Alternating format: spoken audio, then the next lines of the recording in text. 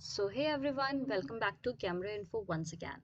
तो जैसा कि आप सभी जानते हैं कि हमारी जो जीआईसी थी उसकी वैकेंसी निकल के आ चुकी है।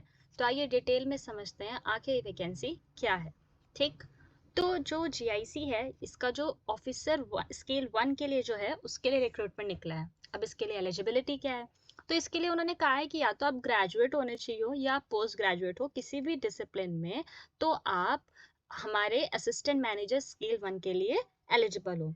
लेकिन यहाँ पर एक बात और उन्होंने मेंशन की है डायरेक्टली कि आपकी जो पोस्टिंग है वो हेड ऑफिस में होगी, और जीआईसी का हेड ऑफिस जो कि है आपके मुंबई में। ठीक, अब इसका जो ऑनलाइन रजिस्ट्रेशन है वो 4 तारीख यानी आज से स्टार्ट हो चुका है। लास्ट डेट जो रखी गई है वो 19 दिसंबर रखी गई है, और जो एग्जाम होगा आपका वो 5 जनवरी को होगा। ठीक, आपको कॉल लेटर भी 7 दिन पहले मिल जाएगा, यानी कि दिसंबर लास्ट तक आपके पास एडमिट कार्ड आ जाएगा। बस इनकी जो एक लौती कंडीशन है वो यही है कि आपकी पोस्टिंग जो है वो मुंबई में होगी। ठीक है, उसके अलावा यहाँ पे इन्होंने ये भी मेंशन करा है and will be liable to post it anywhere in India as well as abroad as per the requirement of the corporation।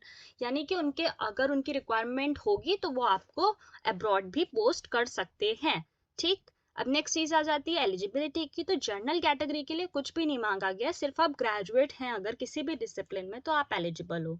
ठीक, इसके साथ अगर आपने पोस्ट ग्रेजुएशन करा है या एमबीए किया है तो वो डिजायरेबल है तो अच्छी बात है, और नहीं है तो कोई दिक्कत की बात नहीं है। ठीक है, इसी तरह लीगल, एचआर, इंजीनियरिंग, इन सब के लिए उन्होंने डिटेल में बता रखी है कि क्या क्या आपकी एलिजिबिलिटी है।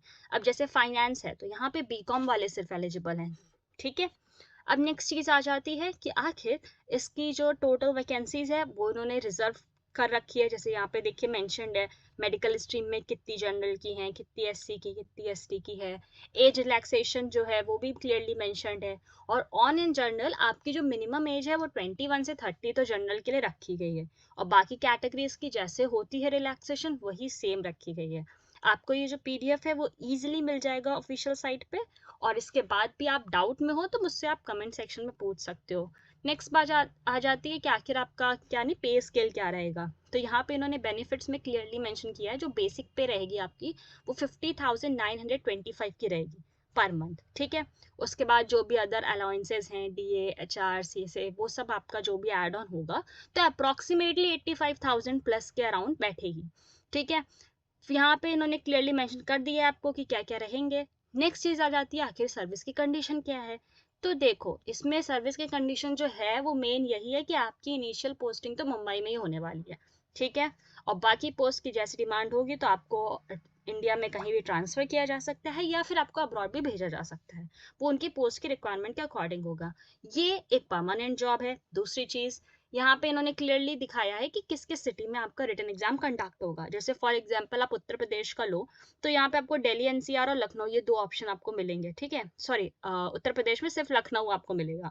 ठीक है, वो यूनियन टेरिटरी में न्यू दिल्ली हो गया। तो इस तरह आप देख सकते हो कि इन्होंने क्लियरली मेंशन कर दिया है। दूसरी चीज आती है कि आपके पेपर पैटर्न क्या होगा। तो पेपर पैटर्न भी इन्होंने टोटल बता दिया है कि मैक्सिमम मार्क्स जो है वो 150 मार्क्स का आपका क्वेश्चन पेपर होगा, और उसमें नंबर ऑफ क्वेश्चन 123 रहेंगे, रीजनिंग, इंग्लिश, क्वांट, कंप्यूटर और जनरल अवेयरनेस के। ठीक, इसी के साथ इंग्लिश जो पार्ट सी है डिस्क्रिप्टिव का उसमें एसे और प्रेसी का भी होगा। ठीक है, होप कि आपको वीडियो अच्छा लगा होगा, और अगर इसके बाद आपको कोई डाउट हो तो you can ask me in the comment section. Thanks for watching, bye bye, and yeah don't forget to subscribe.